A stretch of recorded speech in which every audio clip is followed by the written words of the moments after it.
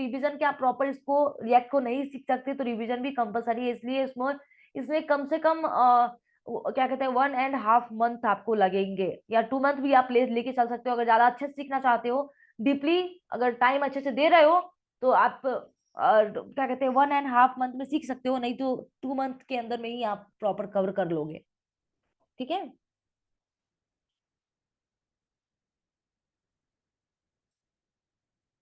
React का session आज से ही स्टार्ट है समझो तो। ठीक है, क्योंकि फ्री वर्कशॉप है। अगर आप फ्री वर्कशॉप प्रॉपर अटेंड कर लिए, ठीक है, जो जो आप लोग प्रॉपर अगर समझ में आ रहा होगा, तो अगर एडमिशन लोगे तो डायरेक्टली कंटिन्यू रहेगा, आप लोग का न्यू बैच बन जाएगा। और मतलब जो नहीं लेंगे उनके लिए तो फिर 4 डे के बाद ऑफ है। ठीक है। तो अगर समझो कि बिग एप्लीकेशन पे जब काम करेंगे तो डॉक्यूमेंट ऑब्जेक्ट मॉडल जो है बहुत कॉम्प्लिकेटेड हो जाएगा।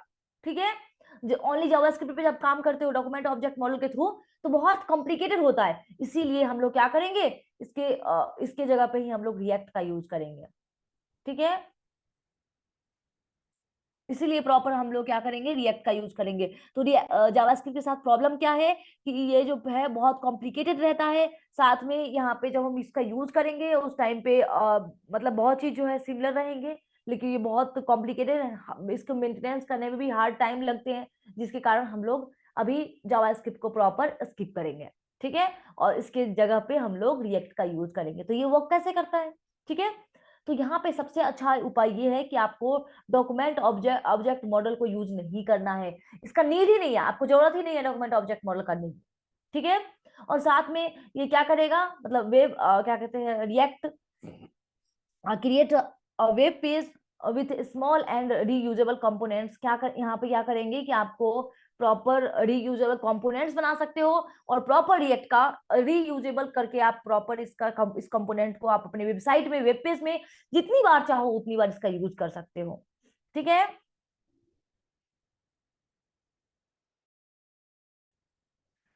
मनीष, आपको जो भी बात पूछनी है, जैसे मतलब क्या कहते हैं कोर्स से रिलेटेड, साथ में मतलब आपको पैसे से रिलेटेड, आपको जो भी अगर बात पूछने हैं, तो मैं आपका एक नंबर दे देती हूँ, आप इस पे कांटेक्ट करके सारे सारी डिटेल आप ले सकते हैं।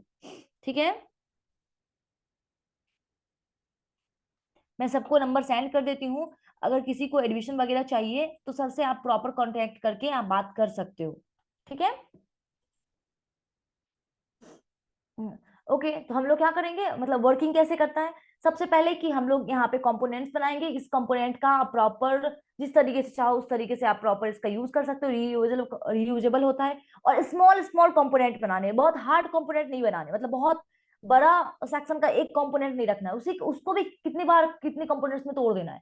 जैसे देखो, अगर इस वेबसाइट को अगर बोल दिया जाए आपको रिएक्ट के थ्रू बनाने के लिए, तो सबसे पहले टॉप हेडर का एक अलग पेज रहेगा, जिसमें आप टॉप हेडर का कॉन्सेप्ट बनाओगे। हेडर का एक अलग पेज रहेगा, हेडर में अगर कुछ ज्यादा हो रहा है, ठीक है, तो उसके लिए भी कंपोनेंट रहेंगे।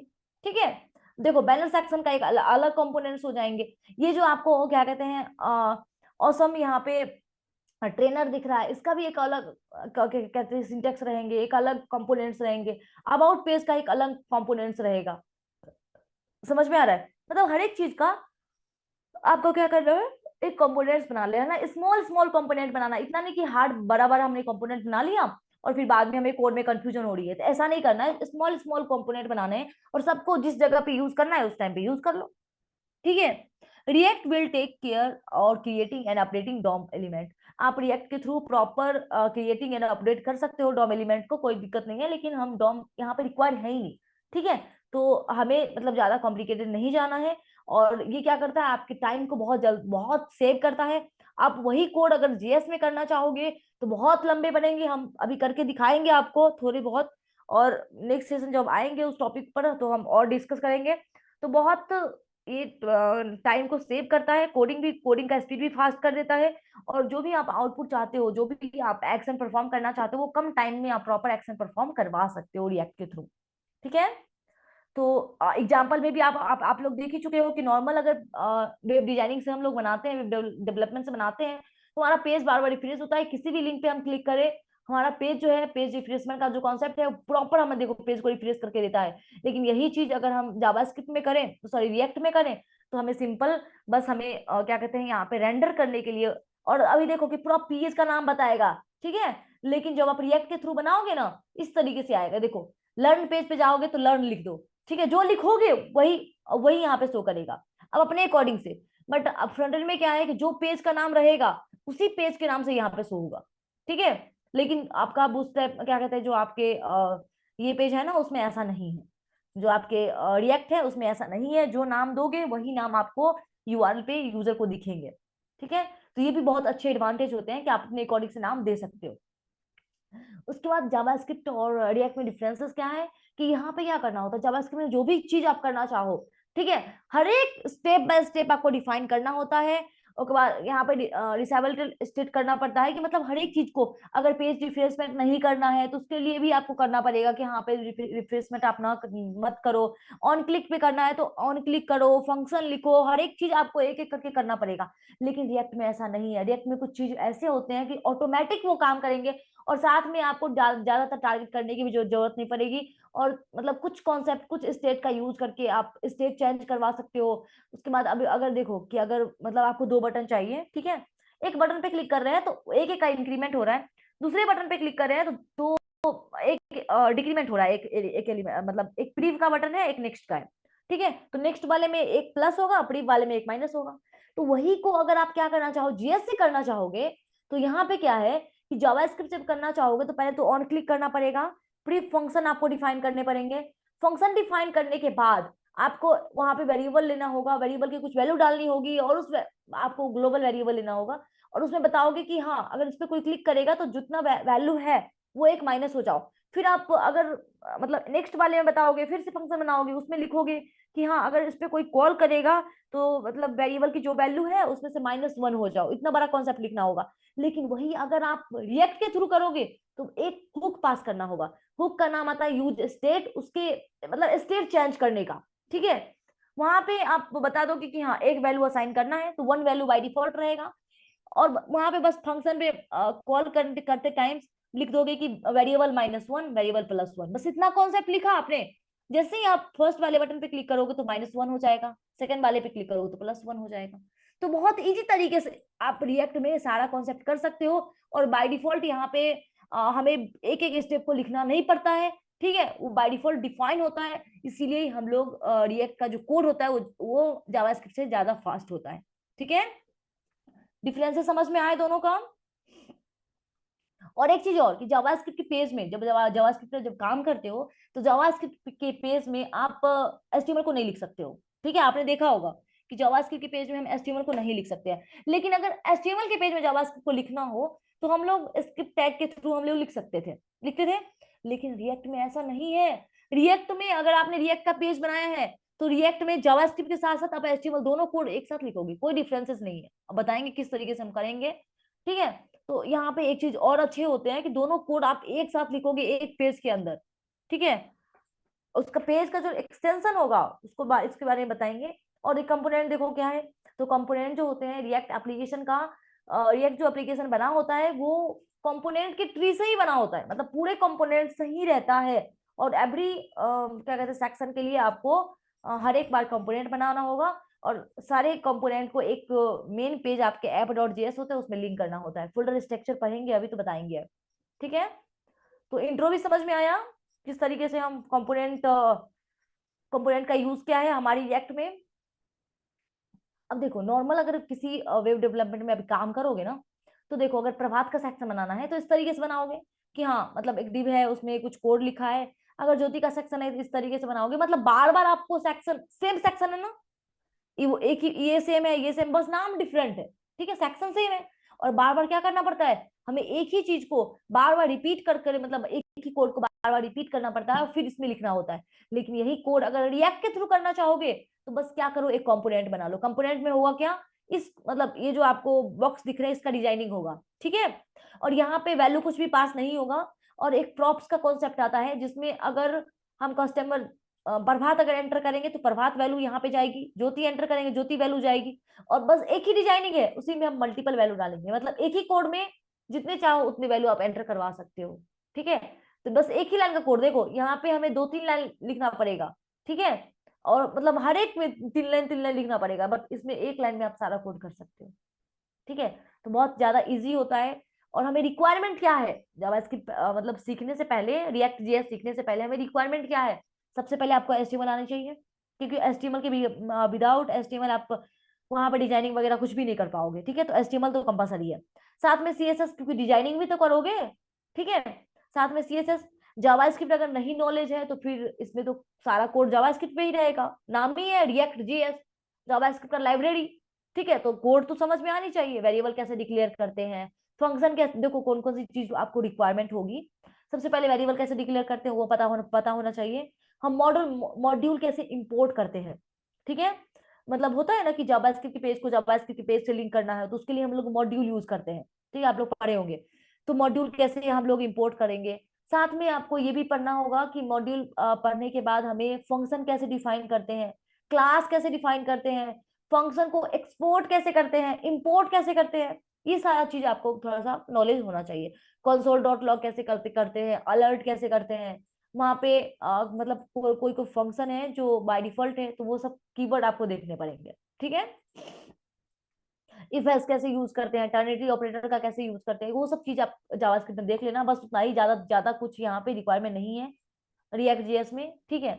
अब देखो जावास्क्रिप्ट के जो एक्सटेंशन होंगे ना, जो रिएक्ट के पेज का एक्सटेंशन होगा, जावास्क्रिप्ट का पेज का एक्सटेंशन होता है, आप लोग को पता है कि जेएस होता है, ठीक है? लेकिन जो रिएक्ट के पेज का एक्सटेंशन होगा वो जेएस एक्स होगा, ठीक है? अब इसके बारे में बताते हैं ये होता क्या है। आपका जो देखो यहाँ पे जीएस एक्स इसलिए लिखते हैं क्योंकि जो हमारा पेज है, ठीक है, उस पेज में जावास्क्रिप्ट के साथ साथ हमको कौन सा कोड लिखते हैं, एचटीएमएल का भी कोड लिखते हैं, ठीक है? इसलिए यहाँ पे जावास्क्रिप्ट एक्स एक्स है। एक्स मतलब क्या कि एक्सएमएल, ठीक है? एक्सएमएल उसको बोलते हैं जिसमें हम एचटीएमएल जो हम लोग पढ़ते हैं तो वो मार्कअप लैंग्वेज है, एक्सएमएल भी मार्कअप लैंग्वेज ही होता है। लेकिन दोनों में डिफरेंस ये है कि हमारे एचटीएमएल में बाय डिफॉल्ट डिफाइन सब टैग है, हम लोग जो भी डिफाइन टैग है उसी का हम लोग यूज करते हैं। लेकिन जो एक्सएमएल है ना उसमें डिफाइन नहीं है, आप यूजर डिफाइन टैग वहां पे यूज होता है। हम जो एचटीएमएल यूज करते हैं उसमें प्री डिफाइन है, मतलब जैसे बॉडी टैग है तो बॉडी का ही यूज करोगे, बॉडी वन नहीं लिख दोगे, ठीक है?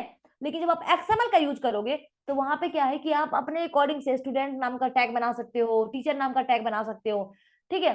तो वहां पे अपने अकॉर्डिंग से टैग बनाया जाता है। तो मतलब दोनों मार्कअप लैंग्वेज ही है, इसलिए इसने क्या किया, इसका एक्सटेंशन जो है जेएसएक्स रखा है, ठीक है? क्योंकि मार्कअप लैंग्वेज ही है और यहाँ पे जावास्क्रिप्ट दोनों का जो मिक्सअप है वो हम लोग प्रॉपर रिएक्ट में यूज करते हैं। अभी जस्ट थोड़ी देर पहले बताए थे कि आप यहाँ पे रिएक्ट के पेज में एचटीएमएल के साथ साथ आप जावास्क्रिप्ट दोनों का कोड एक साथ करोगे, इसी एक्स जेएसएक्स के कारण, क्योंकि इसका एक्सटेंशन जेएसएक्स होता है, ठीक है? जावास्क्रिप्ट के साथ साथ आप एक्सएमएल भी लिख सकते हो, मतलब मार्कअप लैंग्वेज भी लिख सकते हो। एनपीएम नोड पैकेज मैनेजर, ठीक है? तो इसके बारे में भी हम इसी के हेल्प से भी बहुत सारे काम करने वाले हैं। और साथ में बूटस्ट्रैप का होना चाहिए, क्योंकि इसी के थ्रू ऑप्शनल रहेगा, लेकिन कोडिंग जो है फास्ट करके देगा, हम डिजाइनिंग का कॉन्सेप्ट जो होगा वो जल्दी जल्दी करके देगा, इसलिए हम लोग बूटस्ट्रैप का भी यूज करेंगे। अब रिक्वायरमेंट क्या है, हम लोग तो इतना नॉलेज वगैरह जान चुके हैं, थ्योरी का नॉलेज जान चुके हैं कि हम लोग इसमें क्या क्या यूज करने वाले हैं, क्यों इंपॉर्टेंट है, सारा कॉन्सेप्ट जान चुके हैं। लेकिन हम प्रॉपर इस पे काम कैसे करें, लाइव काम कैसे करेंगे, ठीक है? प्रोजेक्ट वगैरह बनाना होगा तो किस तरीके से हम इसको कोड कर सकते हैं। तो कोड करने के लिए सबसे पहले हमें एक रिएक्ट का ऐप क्रिएट करना होगा। उससे भी पहले हमारे सिस्टम में अभी क्या होना चाहिए, एक नोड मॉड्यूल होना चाहिए। क्या होना चाहिए? नोड जेएस होना चाहिए। देखो नोड जेएस क्या है कि आपके जैसे पहले जावास्क्रिप्ट था तो उसको ब्राउजर पे ही रन कर सकते थे, ब्राउजर के लिए अवेलेबल था। लेकिन अब क्या है, अब उसको प्रॉपर जावास्क्रिप्ट के सारे कॉन्सेप्ट को लेकर उसको एक बैकएंड का लैंग्वेज बना दिया गया जिसको मर्न स्टैक बोलते हैं, ठीक है? मर्न स्टैक बोलते हैं, तो जावास्क्रिप्ट का ही सारा बैकएंड है उसमें, ठीक है? तो नोड जेएस के अंदर में ही हमें जावास्क्रिप्ट भी आता है और रिएक्ट जेएस भी आता है। तो इसीलिए हम लोग क्या करेंगे, मेन को ही डाउनलोड करेंगे जिसको हम बोलते हैं नोड जेएस। नोड जेएस के हेल्प से ही आप सब कुछ को सबको प्रॉपर डाउनलोड कर सकते हो। डाउनलोड वाले पे आना, और डाउनलोड वाले पे आने के बाद यहाँ से आपको मिलेगा डाउनलोड का ऑप्शन, लेटेस्ट करेंट ये वैल्यू है क्या, क्योंकि ये लेटेस्ट है तो हम लेटेस्ट को यूज करते हैं। और डायरेक्टली आपको डाउनलोड पे क्लिक करना है। एक मिनट, हम लोग आई थिंक बस सर्च करो node JS download, okay? Download वाले पेज पे आ जाना, इंस्टॉल, ठीक है? अब नोड जेएस वाले पेज पे आ जाना, यही पेज पे तो आ रहा है। हमारे लेटेस्ट वर्जन है, विंडो के लिए यूज करना है और यहाँ पे एनपीएम भी यूज करना है, चलो ठीक है, ऐसे ही बता रहा है। यहाँ पे डाउनलोड का ऑप्शन विंडो इंस्टॉलर दिख रहा है, इस पे क्लिक करना। जैसे ही क्लिक करोगे तो आपके सिस्टम में क्या होगा कि Node.js जो है ना इंस्टॉल होना स्टार्ट हो जाएगा। ठीक है, Node.js इंस्टॉल होना स्टार्ट हुआ, आप अपने पेज पे आ जाओ। पेज पे आने के बाद आप डाउनलोड वाले सेक्शन में आना, तो आपका जो डाउनलोड का कॉन्सेप्ट है यहाँ पे मिलेगा। ठीक है, अब इस पे जब डबल क्लिक करना है, ठीक है, जो भी Node.js आपने डाउनलोड किया है इस पे आप डबल क्लिक करके इसको आपको डायरेक्टली यहाँ पे नेक्स्ट करना है। आपको बताएगा वहां पे नेक्स्ट करने के लिए। ठीक है, तो इसको नेक्स्ट नेक्स्ट करोगे और बाद में इसको इंस्टॉल कर लेना। ठीक है, देखो यहाँ पे फिनिश हो गया क्योंकि हमारे सिस्टम में ऑलरेडी था। ठीक है, बट आपको नेक्स्ट नेक्स्ट करना है, कोई भी मतलब एक्स्ट्रा कुछ भी नहीं करना है। चेक बोलेगा तो चेक कर देना और डायरेक्टली आप क्या कहते हैं यहाँ पे इंस्टॉल कर लेना। कर लोगे सब लोग Node.js? ठीक है, अब चेकआउट कैसे करेंगे कि हमारे सिस्टम में Node.js है कि नहीं। तो डायरेक्टली आप CMD ओपन करोगे, ब्लैक जो स्क्रीन है आपका वो उसको ओपन करना है, कमांड प्रॉम्प्ट जिसको बोलते हैं। इस पे आओगे, इस पे आने के बाद आपको सर्च लिखना है नोड। एंटर करोगे तो आपको मतलब नोड नोड के अंदर में जो भी कॉन्सेप्ट है अनकोटेड, आपको नॉट डिफाइन इस तरीके से मैसेज देगा। मैं कंट्रोल सी कर इसको एग्जिट करना है तो आपको लिखना होगा, कंट्रोल डी करोगे तो एग्जिट हो सकते हो, यहाँ बताएगा आपको मैसेज। ठीक है, तो मतलब क्या, अगर नॉट डिफाइन बताएगा ना Node.js नॉट डिफाइन, तो समझ जाना कि हमारे सिस्टम में Node.js इंस्टॉल नहीं हुआ है। लेकिन अगर आप चेकआउट करना चाहते हो Node.js इंस्टॉल हुआ या नहीं, तो आपको डायरेक्टली लिखना है node hyphen hyphen hyphen version. जैसे आप लिखोगे तो आपको वर्जन बता देगा कौन सा वर्जन है। सेकेंड आपको चेक करना है कि npm हाइफन वर्जन। ठीक है, मतलब क्या कि npm भी इंस्टॉल हुआ कि नहीं, नोड पैकेज मैनेजर ये भी देखोगे 11.0 आ रहा है। एक होता है npx, ठीक है, नोड पैकेज, और यहाँ पे एग्जीक्यूशन। ठीक है, ये भी हमारे सिस्टम में हो चुका है। मतलब यही 3 का हमें विशेष काम है जो हम प्रॉपर इसको यूज करेंगे। ओके, अब इसको हम करते हैं प्रॉपर क्लोज। क्लोज करने के बाद अपने पेज पे आ जाओ। अब हमें प्रोजेक्ट क्रिएट करना है। प्रोजेक्ट को क्रिएट कैसे करेंगे, कौन से लोकेशन में प्रोजेक्ट क्रिएट करना चाहते हो। देखो, जब हम 2 तरीके से प्रोजेक्ट क्रिएट करेंगे। अभी मैं बताऊंगी आप लोग को CRA के थ्रू। किसके थ्रू बताऊंगी प्रोजेक्ट क्रिएट करना, CRA के थ्रू बताएंगे कि किस तरीके से प्रोजेक्ट आप क्रिएट कर सकते हो। हमें सबसे पहले VS कोड सबके सबके सिस्टम में है। VS कोड है ना सबके सिस्टम में, क्योंकि हम VS कोड पे ही काम करने वाले हैं। सब लोग प्रॉपर कंफर्म करो, 2-3 लोग भी मैसेज करते हो नो मैम, मतलब बताना पड़ेगा। चलो ठीक है, क्या करो, अब अपने ब्राउजर पे आ जाना। और Node.js इंस्टॉल करने के बाद आपको सर्च करना है, यहाँ पे आने के बाद डायरेक्टली सर्च करोगे VS कोड डाउनलोड। क्या सर्च करोगे, VS कोड डाउनलोड।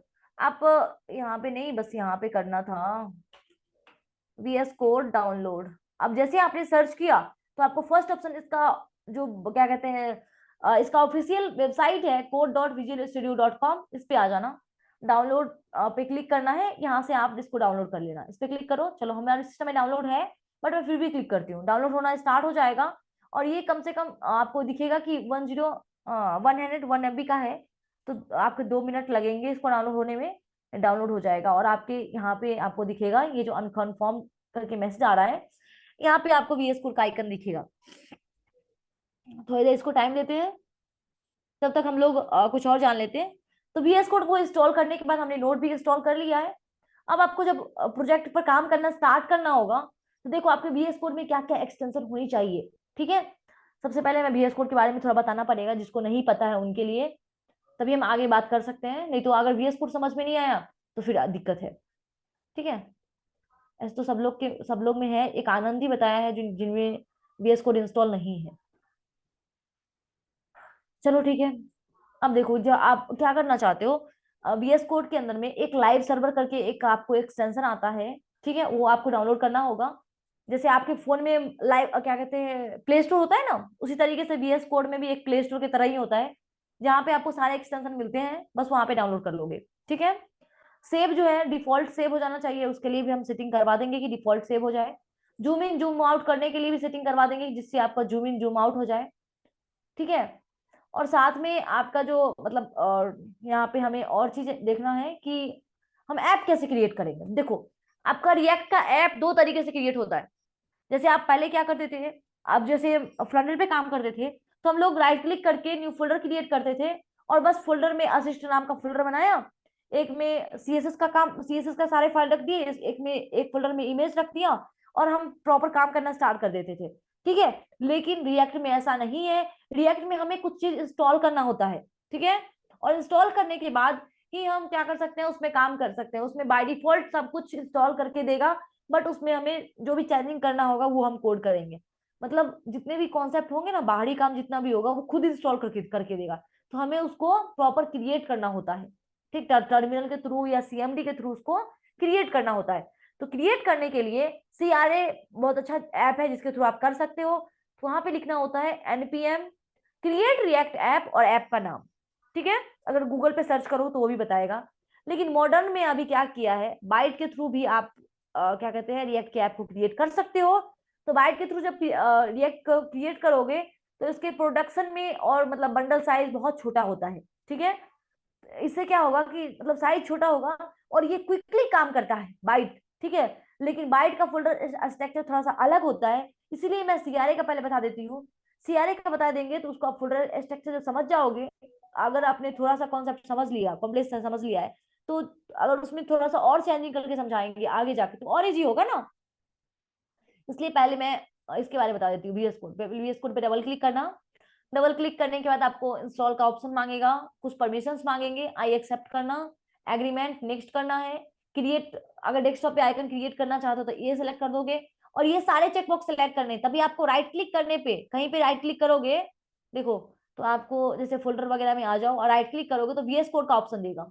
एक मिनट, देखो, राइट क्लिक किया तो यहाँ पे सुपर मोड ऑप्शन पे क्लिक करने के बाद यहाँ पे code, open with code, VS code का ऑप्शन चाहिए। इसीलिए क्या करना, आपको यहाँ पे डायरेक्टली डाल देना है। क्या डालोगे, ये सारे ऑप्शन को टिक कर देना है, ठीक है। अगर डेस्कटॉप पे ये शॉर्टकट आइकन नहीं चाहिए तो इसको हटा भी सकते हो। नेक्स्ट करना। नेक्स्ट करने के बाद भी एक इसको डायरेक्टली इंस्टॉल करना है। अगर आपके सिस्टम में ऑलरेडी रहेगा तो आपसे मतलब यहाँ पे पूछेगा, अगर नहीं है आपके सिस्टम में तो आपको पूछेगा कि कौन से ड्राइव में, मतलब कौन से लोकेशन पे इसको सेव करना है, वो पूछेगा। हमारे में है इसलिए इसने नहीं पूछा, डायरेक्टली इंस्टॉल करने की बात आई है। तो जो अभी लेटेस्ट वर्जन होगा वो इंस्टॉल हो जाएगा, ठीक है। थोड़ी देर टाइम लगेंगे इसको प्रॉपर इंस्टॉल होने में, और ये प्रॉपर इंस्टॉल हो जाएंगे। इसमें कुछ सेटिंग वगैरह करना है, वो करके फिर हम लोग ऐप पे चलते हैं। आज का टारगेट है कि थोड़ा सा हम ऐप क्रिएट करके आपको ऐप में क्या चेंजिंग कर सकते हो खुद से वो हम करना बता दें, तो और इजी रहेगा, आप प्रॉपर प्रैक्टिस भी कर सकते हो, ठीक है। हमारे सिस्टम में देखो प्रॉपर इंस्टॉल हो गया है। इसको फिनिश करते हैं। फिनिश करने के बाद आप कैसे इसको ये बाय डिफॉल्ट ओपन करके देगा क्योंकि हमने फर्स्ट टाइम किया है ना। इसको मैं कट करती हूँ। अब हमें रिएक्ट का प्रोजेक्ट क्रिएट करना है। हमने सब कुछ तो देख लिया है, सेटिंग कर ली है, VS कोड भी इंस्टॉल कर लिया है, नोड जेएस भी इंस्टॉल कर लिया है। नोड जेएस इंस्टॉल किए थे तो बाय डिफॉल्ट हमारा npm npx भी इंस्टॉल हो जाता है। npm जिसको बोलते हैं नोड पैकेज मैनेजर, इसका यूज हम लोग तब करते हैं जब हमें प्रोजेक्ट को प्रॉपर रन करना होता है, या हमें जो भी प्रोजेक्ट है उसमें कुछ भी इंस्टॉल करना होता है, ठीक है, तब हम npm का यूज करते हैं। और npx का यूज कब करेंगे, जब हमें रिएक्ट का ऐप क्रिएट करना होगा। तो कैसे यूज करेंगे, कौन से जगह पे आपको रिएक्ट का ऐप चाहिए, तो हमें चाहिए क्या, ई ड्राइव में चाहिए एक, हम रिएक्ट नाम से फोल्डर बना लेते हैं। कंट्रोल शिफ्ट एंड प्रेस करेंगे तो एक फोल्डर आपका जनरेट हो जाएगा। हम रिएक्ट नाम का फोल्डर बनाते हैं। आज हमारा सेशन फर्स्ट है, डायरेक्टली यहाँ पे आप शिफ्ट के साथ क्लिक कर सकते हो या टर्मिनल, ओपन टर्मिनल कर सकते हो। अगर आपके पास विंडो 11 है तो ओपन टर्मिनल का आएगा। अगर विंडो 10 है, ठीक है, तब आपको क्या करना होगा, शिफ्ट के साथ राइट क्लिक करना, तो यहाँ पे ओपन पावर सेल का ऑप्शन मिलेगा, ठीक है। पावर सेल या ओपन टर्मिनल अगर मिल रहा है तो ठीक है, नहीं तो पावर सेल पे भी सेम काम होगा, ठीक है। तो मैं सिंपल टर्मिनल ओपन करती हूँ यहीं से, और इसी जगह पे हमें रिएक्ट का ऐप क्रिएट करना है, ठीक है। हमने यहाँ पे आके इसलिए राइट क्लिक किया है ताकि सेम लोकेशन पे ओपन हो, ठीक है। अगर सीएमडी के थ्रू भी करना चाहो तो कर सकते हो। क्या करोगे, सीएमडी को ओपन करोगे, हमारा फोल्डर किस लोकेशन पे है, ई ड्राइव में है, तो ई कोलन करना पड़ेगा। ई कोलन के साथ साथ हमें कौन से फोल्डर में है, तो रिएक्ट फोल्डर में है, तो सीडी, सीडी मतलब चेंज डायरेक्टरी, किसमें आना है, रिएक्ट में आना, तो रिएक्ट में आ जाओगे। अगर इतना लंबा नहीं जाना है तो डायरेक्टली उस फोल्डर में आके राइट क्लिक कर सकते हो और टर्मिनल ओपन कर सकते हो। नहीं तो अगर टर्मिनल पे नहीं करना है, भी सीएमडी ही पे करना है, आपको नहीं लगता है कि हम ना, नहीं हमें सीएमडी में ही करना है, तो क्या करना, इस लोकेशन पे आ जाना है, इसको सेलेक्ट करके यहाँ पे सीएमडी टाइप करना, सेम लोकेशन पे सीएमडी ओपन करके देगा। समझ में आया, ठीक है। अब क्रिएट कैसे करोगे, तो आपको लिखना है npm create react app, npx sorry, क्योंकि आपको इंस्टॉल नहीं करना है, आपको सिंपल मतलब बताए थे अभी कि मतलब कुछ पैकेज को इंस्टॉल करना होगा तब आप npm यूज करोगे, लेकिन आप रिएक्ट को रिएक्ट के ऐप को एग्जीक्यूट करवाना है, ठीक है, क्रिएट करना है, उस टाइम पे npx यूज करना है, कंपलसरी है। ओके, अब यहाँ पे आएंगे और यहाँ पे आने के बाद npx क्रिएट रिएक्ट ऐप लिखना। इसका आप स्क्रीनशॉट भी ले सकते हो, क्रिएट रिएक्ट ऐप, और ऐप का नाम क्या होना चाहिए, हमारा फर्स्ट सेशन है, ठीक है, तो मैं रख दी हूँ फर्स्ट सेशन फर्स्ट, ठीक है, सेशन फर्स्ट, इस तरीके से मैंने नाम लिया है, एंटर कर देना। जैसे ही आप एंटर करोगे तो 2-3 मिनट का ये टाइम लेगा, क्योंकि इसके अंदर में मैं बताई थी कि जब आप npx के थ्रू करते हो तो यहाँ पे CRA के थ्रू जब प्रोजेक्ट आप क्रिएट करते हो थोड़ा सा टाइम लेता है। ये क्यों लेता है, क्योंकि इसमें क्या है कि जब आप क्रिएट करते हो तो बहुत चीज एक्स्ट्रा भी इसलिए ये प्रॉपर इंस्टॉल करके आपके सिस्टम में दे देता है, इसलिए थोड़ा सा टाइम लगेगा, ठीक है। लेकिन यही कॉन्सेप्ट अगर बाइट के थ्रू आगे जाके बताएंगे तो वो इजी रहता है, लेकिन उसका फोल्डर स्ट्रक्चर थोड़ा सा अलग है, इसलिए हम लोग CRA के थ्रू बता रहे हैं अभी, ठीक है, ताकि आप जल्दी से समझ पाओ। अब देखो यहाँ पे सेशन का फोल्डर बन चुका है, इसके अंदर में जाओगे तो आपको एक अभी फाइल दिखेगा, यहाँ मल्टीपल फाइल दिखेगा, इसी फाइल को हमें समझना है, इसी को बोलते हैं रिएक्ट का फोल्डर स्ट्रक्चर। अगर समझ लिए तो बहुत अच्छे हैं, प्रॉपर इसका यूज कर पाओगे आगे जाके, और ध्यान से समझना भी है, ठीक है। तो थोड़ा सा टाइम देते हैं, जब तक इसमें हैप्पी हैप्पी हैकिंग करके मैसेज नहीं आएगा तब तक आपको फोल्डर पे काम नहीं करना है, ठीक है। और इंटरनेट कनेक्शन होना चाहिए, ठीक है। और ये बार बार जब भी आप फोल्डर पे काम करोगे, जब भी फोल्डर क्रिएट करोगे, तब आपको इंटरनेट कनेक्शन चाहिए ही चाहिए, ठीक है। तो समझ में आएगा किस तरीके से हम रिएक्ट का ऐप क्रिएट करते हैं। ओके, अगर यही बाइट के थ्रू करना होता तो क्या करते हैं, ठीक है, अगर नहीं पता होगा तो आप गूगल पे सर्च कर लेना, लेकिन ऐसे अगर npm लिखोगे, npm create white at the latest और फोल्डर का नाम, ठीक है। आनंद, अभी हम जावा नहीं पढ़ा रहे हैं, ठीक है।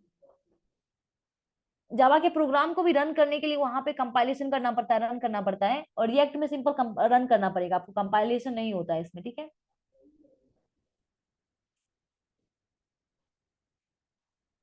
क्या प्रॉब्लम नहीं करेगा, कोई भी प्रॉब्लम नहीं करेगा, रिएक्ट अपनी जगह पे है, जावा अपनी जगह पे है।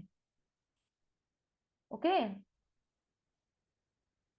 अब देखो CRA के थ्रू जो प्रोजेक्ट बनाया है उसको रन करने के लिए आपको लिखना होगा npm स्टार्ट, क्या लिखना होगा, npm स्टार्ट। लेकिन बाइट के थ्रू जो प्रोजेक्ट बनाओगे उसको रन करने के लिए आपको लिखना होगा npm रन डेव, ठीक है। तो अभी तो हमने एक ही लिया है तो बस एक ही पे काम करेंगे, अगर हम मतलब CRA के थ्रू प्रोजेक्ट बनाएंगे तो उसके अकॉर्डिंग काम करना होगा, ठीक है।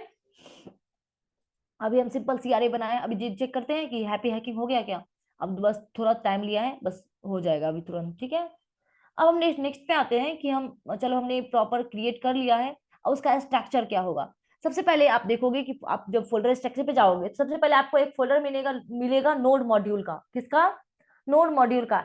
ये इसमें क्या होता है कि जितने भी आपके मतलब जितने भी आपके रिएक्ट में काम करने वाले, जैसे रिएक्ट ऐप हो गया, रिएक्ट का एक फोल्डर हो जाएगा, उसमें बूटस्ट्रैप अगर इंस्टॉल करोगे तो जितने भी पैकेज है ना वो सारे इसी फोल्डर में आके इंस्टॉल रहेंगे, ठीक है। तो आपको नोड नोड मॉड्यूल फोल्डर के अंदर में नहीं जाना है, कोई भी चेंजिंग आपको नोड मॉड्यूल फोल्डर के अंदर में नहीं करना है, ठीक है। नेक्स्ट आएगा पब्लिक पब्लिक डायरेक्टरी, मतलब पब्लिक फोल्डर आएगा, जिसमें कुछ स्टैटिक फाइल होंगे, इसमें भी चेंजिंग वगैरह नहीं करना है, ठीक है।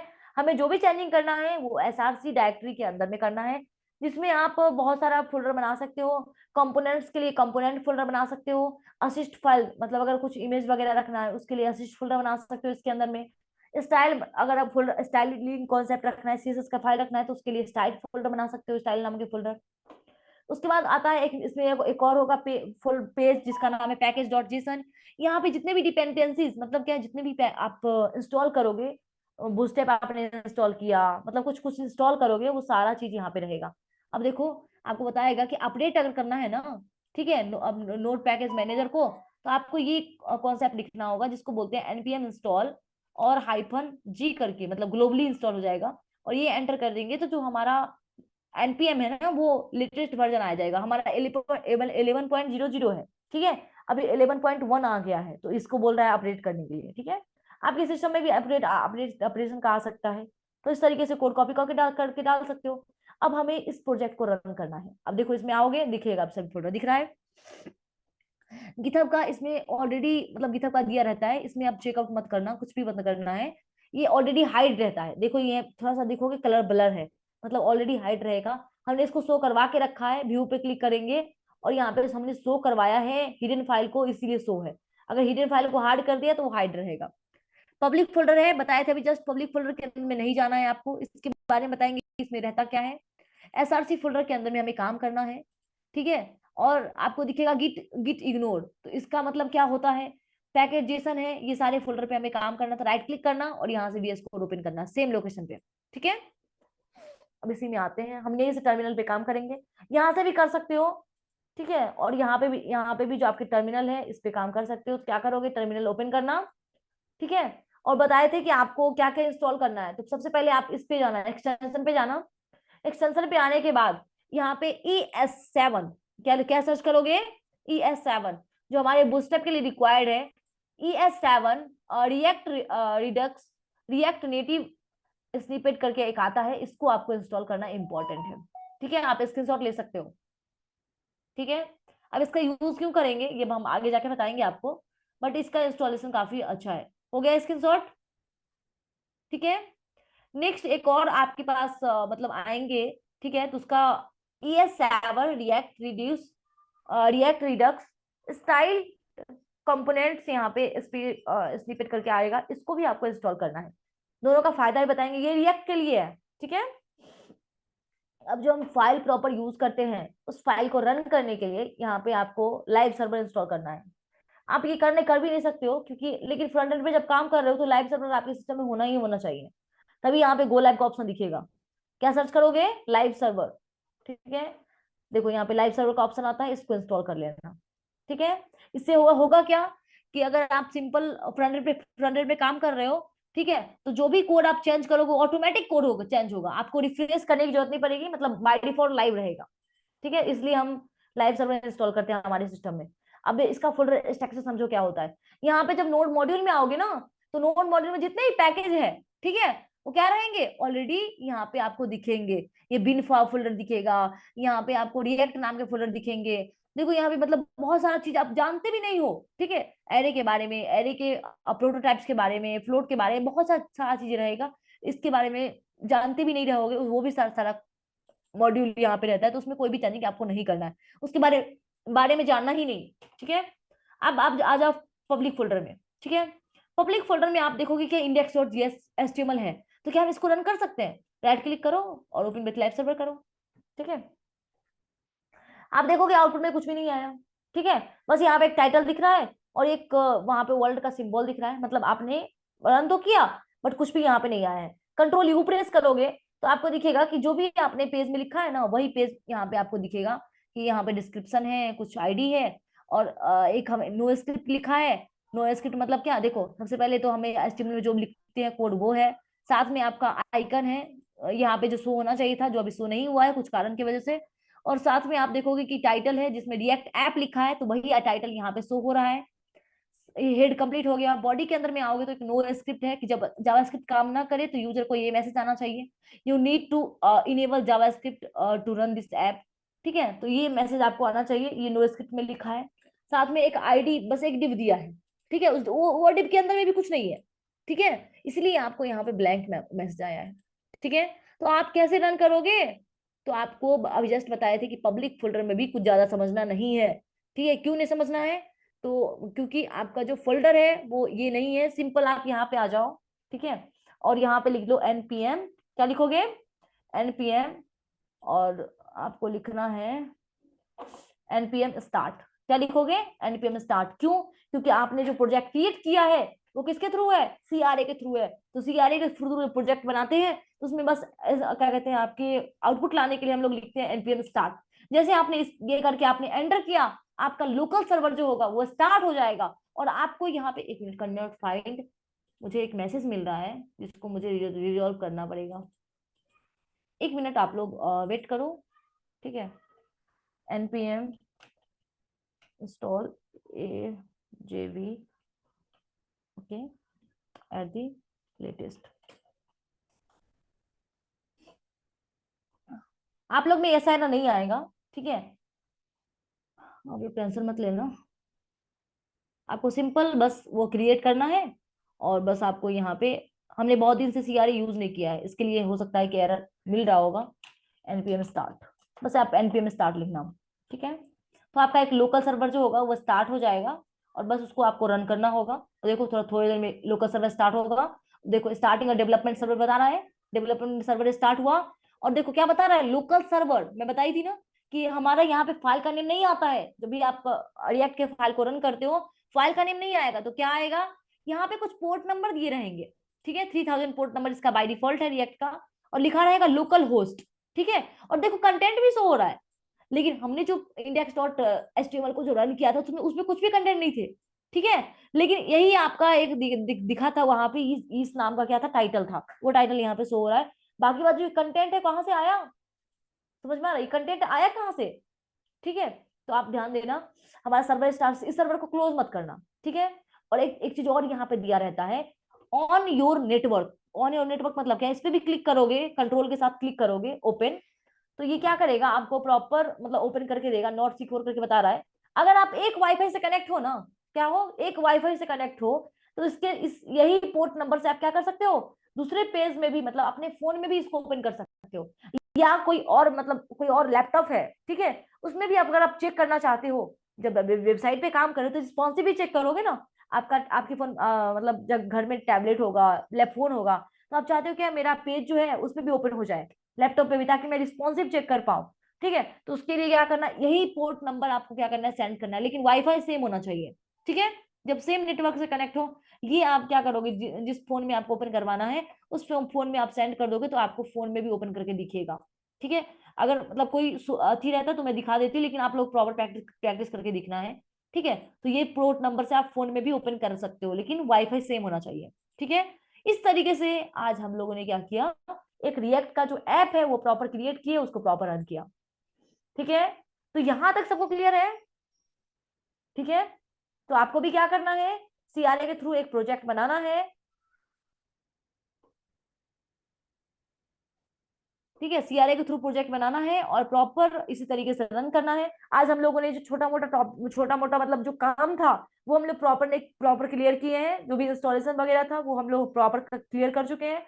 अब जो नेक्स्ट सेशन होगा उसमें इसमें प्रॉपर हम लोग कुछ क्या कहते चेंजिंग वगैरह करके देखेंगे, इसमें कुछ क्या क्या चेंज कर सकते हैं, इसमें हम क्या क्या प्रॉपर ऐड कर सकते हैं, ठीक है। नेक्स्ट नेक्स्ट हम लोग टॉपिक में देखेंगे। और हम जो रिएक्ट जो सीखेंगे ना उसमें टॉपिक बाय टॉपिक सीखेंगे, हुक वगैरह बहुत सारे आएंगे आपको, ठीक है, बहुत सारे कॉन्सेप्ट इसमें आएंगे, मैप मेथड आएगा, उसके बाद उसमें बहुत सारी चीज आएंगे, ठीक है। तो हर एक टॉपिक को कवर करेंगे, और उसके साथ छोटा छोटा प्रोजेक्ट बनाते जाएंगे, ठीक है।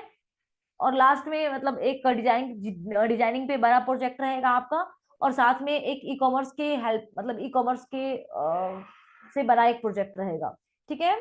लेकिन अभी के लिए जो जो जो टॉपिक पढ़ेंगे उसमें एक छोटा छोटा प्रोजेक्ट बनाते जाएंगे। Recording stopped. ओके, सबको क्लियर है, किसी को कोई डाउट है तो पूछ सकते हो।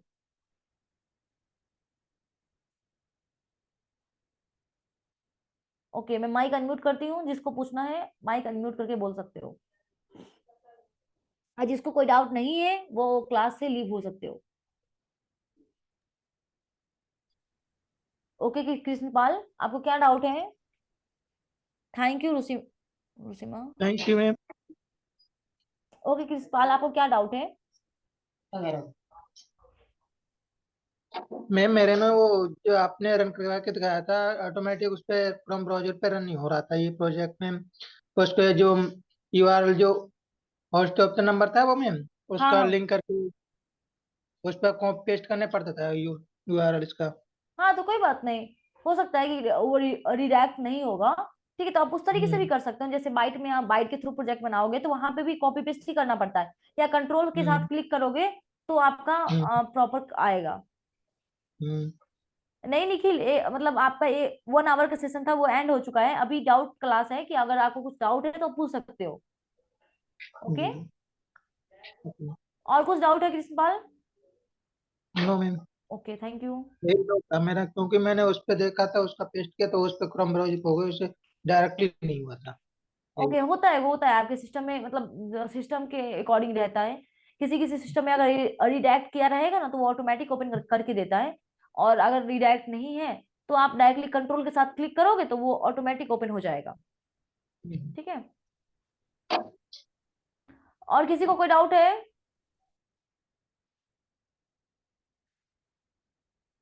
और किसी को कोई डाउट है? No ma'am, okay, thank you so class much. कितने बजे स्टार्ट होगा? वही ठीक, 7 PM ओमकार।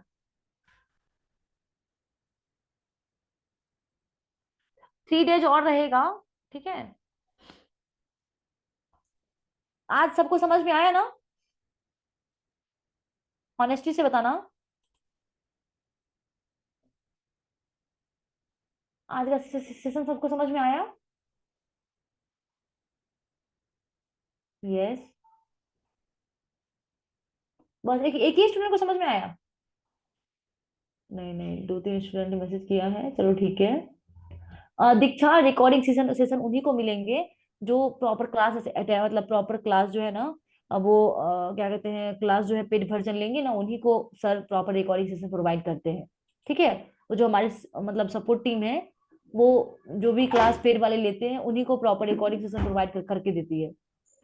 ठीक है, तो अगर आपको समझ में आ रहा होगा, अगर आप लोगे तो आप लोग को मिल सकता है रिकॉर्डिंग सेशन। ठीक है, और मिलेगा ही, मिल सकता क्यों, मिलेगा ही। ओके, तो डाउट क्लियर है? अब मैं एंड करूँ सेशन? Okay ma'am.